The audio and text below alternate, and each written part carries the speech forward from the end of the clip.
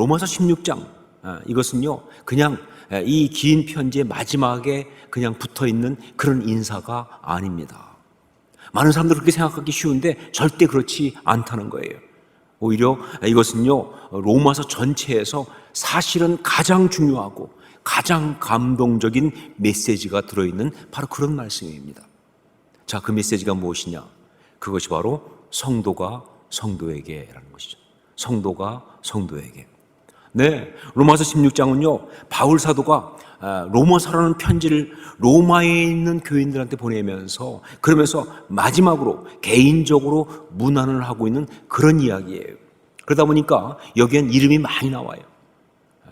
일단 먼저 이 편지를 가지고 간 사람, 그 사람이 베베인데 그 사람 이름부터 시작해서 그 다음에 뭐예요? 이 편지를 받는 로마에 있는 26명의 개인들이 쫙 나와요. 그뿐 아니라 뒤에 가보면 또 뭐가 나오느냐? 이제 바울과 함께 이 편지를 보내고 있는 이쪽 사람들도 8명이나 나옵니다. 자, 잘 익숙하지 않은 이런 이름들이 이렇게 많이 나오니까 그러니까 이거 복잡하다 라고 생각할지 모르겠지만 사실은 이 로마서 16장은요 복잡한 것이 아니라 헷갈리는 것이 아니라 감동의 도가니예요. 왜냐하면요 이것은 그냥 이름들이 아니기 때문에 그래요. 이름은 참 많이 나오지만 사실은 그냥 이름들이 아니에요. 이건 바로 성도의 이름이에요. 성도의 이름이기 때문에 그렇습니다.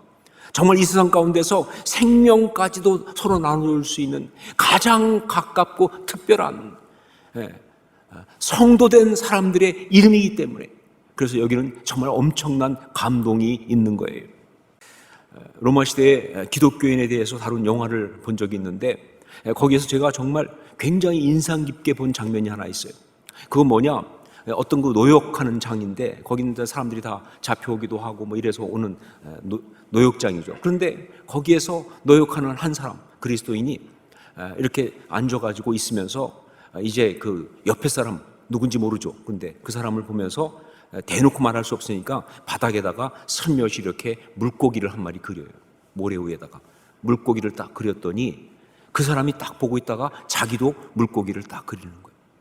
그때 그 사람을 쳐다보는 그 표정, 그 서로 바라보는 그 눈빛이 너무 인상 깊은 거예요. 이게 뭐냐면요, 여러분 아시지만 이 물고기가 헬라어로 익두스란 말입니다. 익두스.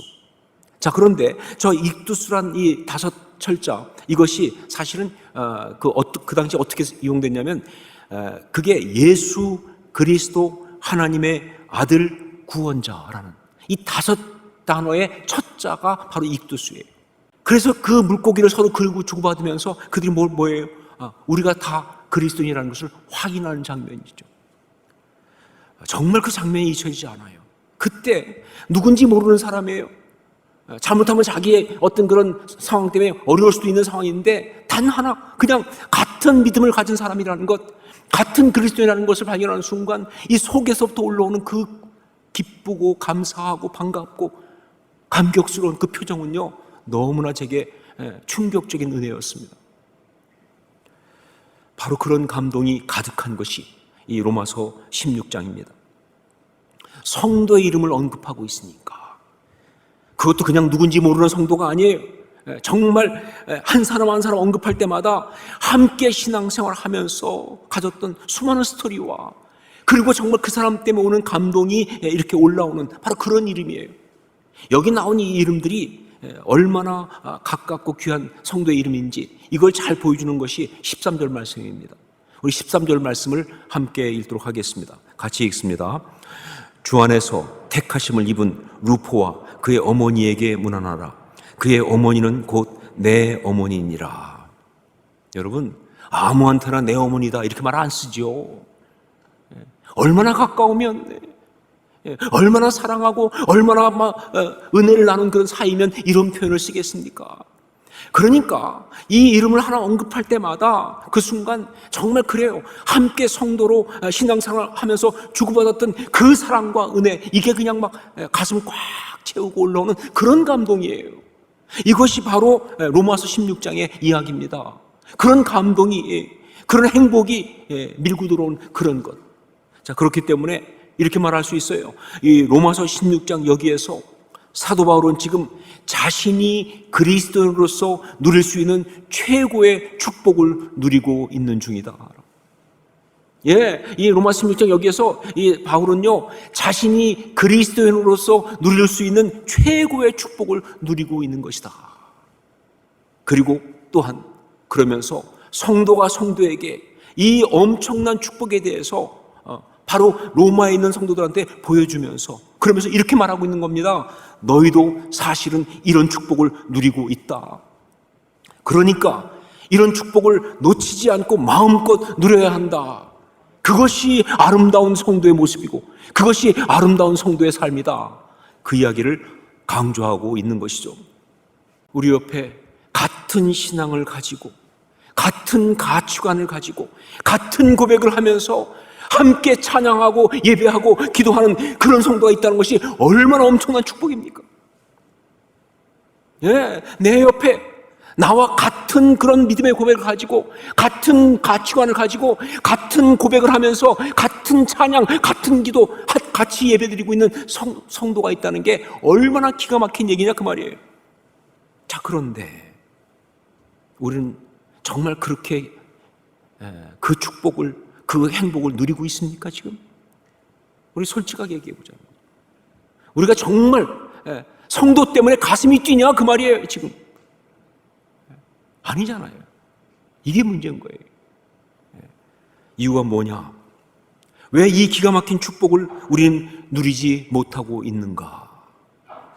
그것은 바로 성도가 무엇인지 그것을 우리가 잘 몰라요. 안다고 생각하지만 사실은 성도가 무엇인지 이걸 잘 모르고, 그리고 성도와 성도의 관계가 어떠해야 하는지 이걸 제대로 알지 못하고 바로 그것이 망가졌기 때문에 그래서 이런 일이 벌어지는 것이다. 자, 우선 성도는 무엇입니까? 성도는 무엇입니까? 여러분, 성도는요, 익두스, 즉 예수 그리스도는 하나님의 아들이시요 우리의 구원자이십니다 라는 고백을 하는 사람이 바로 성도입니다. 그러니까 뭐 신분이고 능력이고 과거의 삶이고 성품이고 다 상관없이 오직 이 신앙 고백 하나로 충분한 것, 이게 바로 성도예요. 여러분, 여기 이 로마서 16장을 보면서 학자들은 정말 깜짝 놀랍니다. 충격을 받습니다. 왜냐하면요, 이 로마서 16장에 여자들이 굉장히 많이 나온다는 거예요. 이름이 쫙 나오는데 그 중에 굉장히 많은 사람들이 여자들이라는 거예요. 우선 뭐 이 편지를 전달한 사람 베베부터 뭐예요? 자매잖아요.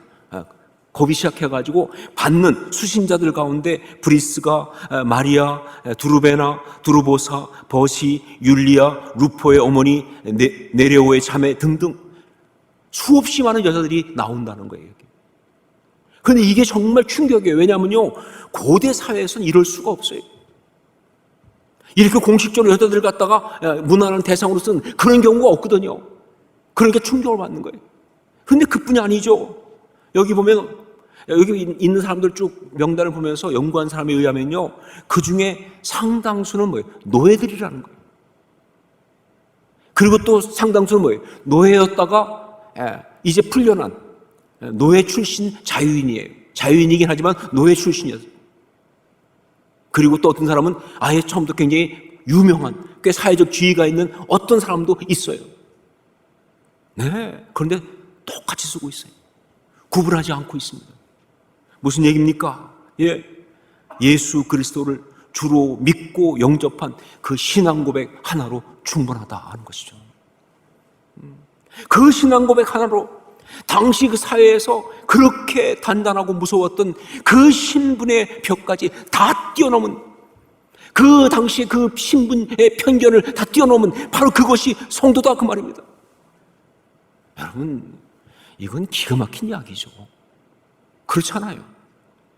그 당시 사회에서 이 신분에 대한 편견은요, 이거는 뭐 부서질 수가 없는 편견인데 바로 그 신앙 고백 하나로 그것까지 다 뛰어넘은 게 이게 바로 성도라는 거예요. 그러니까 이렇게 말할 수 있습니다. 성도는 참 복음의 산물이다.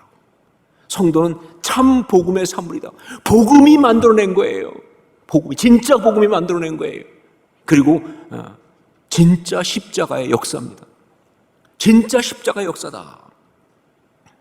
자, 그런데 우리는 어쩌면 이 성도라는 이 감격적인 존재의 의미, 이것을 잃어버렸기 때문에 바로 거기서 오는 그 축복, 감격도 잃어버린 것이 아니냐 하는 것이죠. 자, 그리고 두 번째, 성도와 성도의 관계는 어떠해야 하는가 하는 거죠. 성도와 성도와의 관계는 어떠해야 하는가. 이것에 대해서 바울 사도는요, 로마서 16장 여기에서 계속 반복하고 있는 한 단어로 답을 주고 있습니다. 우리 3절 말씀을 함께 읽겠습니다. 3절 같이 읽습니다. 너희는 그리스도 예수 안에서 나의 동역자들인 브리스가와 아굴라에게 문안하라. 뭐예요? 어떤 겁니까? 바로 문안하라라는 겁니다. 문안하라. 예. 여기 성도가 성도에게를 쓰고 있는 로마서 16장에 15번이나 반복되고 있는 이 말, 문안하라. 이것 가지고 성도와 성도의 관계가 어떠해야 하는가, 이 답을 주고 있는 거예요. 여러분, 사도 바울은 지금 여기서 그냥 습관적으로 문안하라, 문안하라 이러고 있는 거 아니에요. 이름 하나 할 때마다 누구누구에게 문안하라, 누구누구에게 문안하라. 예, 그렇게 하면서 그냥 습관적으로 하는 것이 아니라 사실은요, 그들에게 한 사람 한 사람에게 고백하고 있는 거예요. 여기 이 문안하라, 이것은요, 고대의 편지 쓰는 스타일상 간접적으로 돼 있어요. 고대는 그렇게 직접적으로 안 그래요. 간접적으로 해요. 그렇죠? 뭐 여러분 사극봐도 알겠지만 입구에서 뭐라고 해요? 뭐 왔다고 말해라. 둘밖에 없는데 서로 막 그러잖아요. 그렇죠? 뭐 그냥 간다고 전화 걸어. 뭐 이런 식으로 말이죠. 그러니까 고대 근동은, 고대 편지는 그렇게 간접적으로 쓰는데 사실은 직접적인 얘기입니다. 그러니까 이건 뭐예요?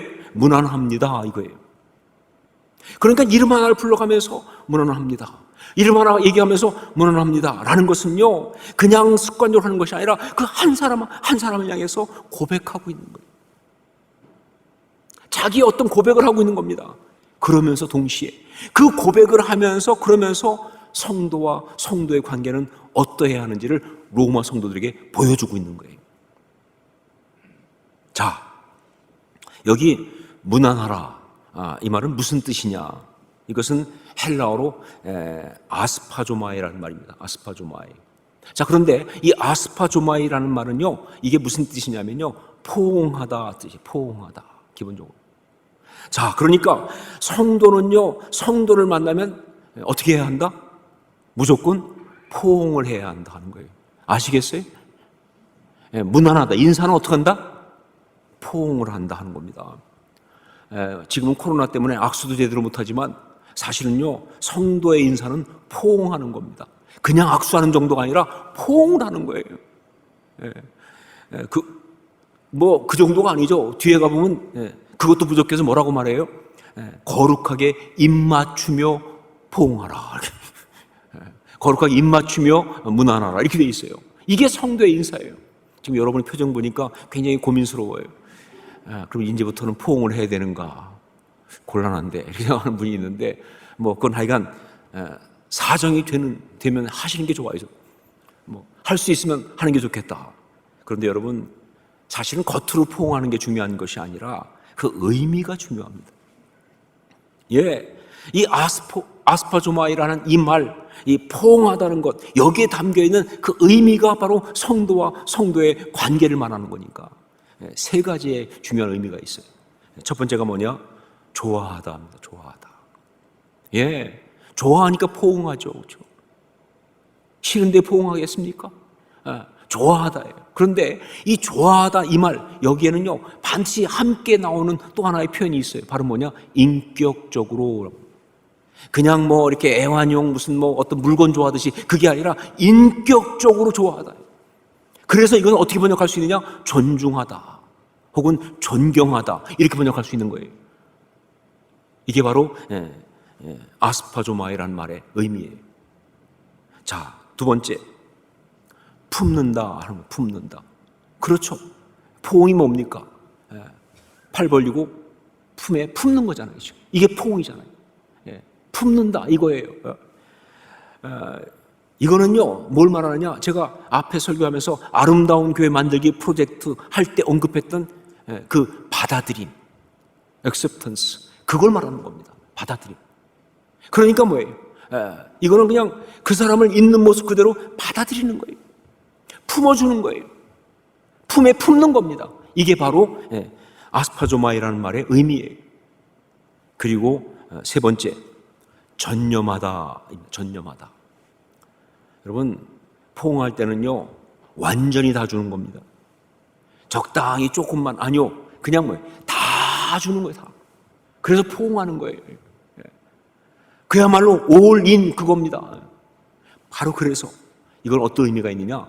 헌신하다는 의미예요. 내 모든 걸 주면서, 그러면서 헌신한다. 이게 바로 이 아스파조마이의 의미예요. 자, 이 세 가지는요, 성도와 성도가 관계를 맺는 것의 기본이에요. 우선 그래요. 성도는요, 서로 사랑하려고 만난 겁니다. 성도는 서로 사랑하는 사이예요. 이게 기본이에요. 어떤 상황, 어떤 입장에 있든 간에 여하튼 성도는요, 정말 성도가 성도에게 다가가는 그 마음은요, 사랑하고 존경하는 마음입니다. 성도와 성도의 관계는요, 인격적으로 존중하는, 사랑하는 그런 관계예요. 아무리 나이가 어리고 아무리 초신자라 할지라도 아니요, 성도는요 너무 소중해요. 너무나 귀합니다. 정말 존중하고 사랑하는 그 마음이 바로 성도와 성도의 관계인 거예요. 그리고 성도는요 서로 품어야 합니다. 이게 성도의 관계예요. 그의 연약함까지 그대로 받아들이는 것. 교회 보면 정말 별별 사람 다 오죠. 어쩌면 이렇게 서로 다를 수 있는지 말이죠. 그 중에 정말 말 그대로 내 스타일이 아니야도 있어요. 그러나 품어야 합니다. 성도니까. 그게 성도인 거예요. 정말 그의 모든 것을 품는다는 생각, 품는 것이 기본이에요. 잘라내고 배타적으로 밀어내고, 아니요, 품는 거예요. 심지어 같이 공동체를 이루다 보면요, 어떤 사람 보면 정말 그 문제가 보일 수 있어요. 그래서 정말 지적하고, 그리고 판단하고 비판하고 그럴 수 있습니다. 그렇죠. 눈에 보일 때 저건 잘못된 거니까. 그러나 여러분 말씀드립니다. 그렇게 어떤 지적하고 그렇게 판단할 때 그렇게 하는 그 내 마음 바탕이 품기 위해 그런 것이 아니라고 한다면 절대로 해서는 안 됩니다. 하나님 앞에 솔직히 내가 품으려고 하는 게 아니라 그냥 그를 지적하고 잘라내겠다고 하는 그런 마음이라면 절대로 해서는 안 돼요. 왜냐하면 성도니까. 품어야 됩니다. 아닌 것 같아도 품어야 돼요. 그게 바로 성도의 마음이에요. 성도의 관계예요. 여러분, 이렇게까지 말하면 너무 심하다라고 할지 모르겠지만 성도와의 관계, 거기에 실패하면요 신앙생활을 실패하는 것입니다. 성도와의 관계, 거기에 실패하면 신앙생활을 실패하는 거예요. 그리고 그것은 곧 뭐예요? 인생을 실패하는 겁니다. 성도와의 관계, 거기에 실패하면요 신앙생활을 실패하는 것이고, 그리고 그것은 곧 인생을 실패하는 것이다. 하지만 반대로 삶의 환경이나 상황이 아무리 팍팍하고 어려워도요, 힘들어도요, 성도와의 관계가 정말 아름답고 바르다고 한다면, 거기에서 정말 아름답게 성공한다면 그는 이 땅에서 그 힘든 상황 속에서도 오히려 천국을 살 줄로 믿습니다. 성도가 성도에게 문안하는 로마서 16장, 여기에서 사도 바울은요 이것을 로마서를 마무리하면서 축도를 하고 있어요. 축도로 로마서를 마무리하고 있어요. 그런데 그 축도가 두 번 나옵니다. 바로 그 축도를 들으면서 우리에게 주신 그 메시지를 우리가 온전히 받고 로마서를 마무리하기를 원합니다. 먼저 19절로 20절 말씀을 함께 읽겠습니다. 19절로 20절 같이 읽습니다. 너희의 순종함이 모든 사람에게 들리는지라. 그러므로 내가 너희로 말미암아 기뻐하노니 너희가 선한 데 지혜롭고 악한 데 미련하기를 원하노라. 평강의 하나님께서 속히 사탄을 너희 발 아래에서 상하게 하시리라. 우리 주 예수의 은혜가 너희에게 있을지어다. 아멘. 무슨 얘기입니까? 아름다운 공동체를 이루라, 그 말이죠. 아름다운 공동체를 이루라. 자, 그런데 그러기 위해서는 어떻게 해야 되느냐? 선한 데는 지혜롭고 악한 데는 미련하라. 선한 데는 지혜롭고 악한 데는 미련하라.